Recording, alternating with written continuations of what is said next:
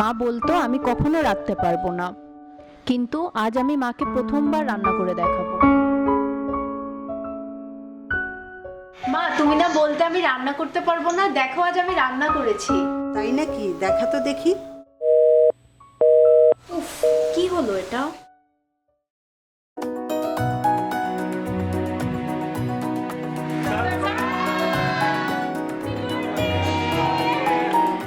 এই চল চল আমরা কেকটা কেটে নেই। হ্যাঁ, দাঁড়া দাঁড়া, আগে মাকে একটা ফোন দিই। মা দেখো, আমার ফ্রেন্ডরা আমার বার্থডেতে কি সারপ্রাইজ দিয়েছে। আচ্ছা তুমি লাইনে থাকো, আমি একসাথে আমরা কেক কাটি। হ্যাঁ, আবার কি হলো?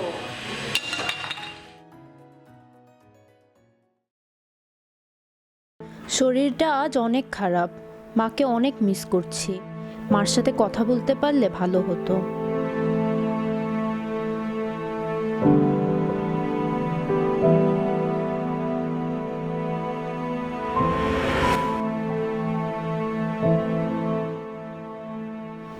শোন, মন খারাপ করিস না। হ্যালো মা, জানো আজকে কি হয়েছে?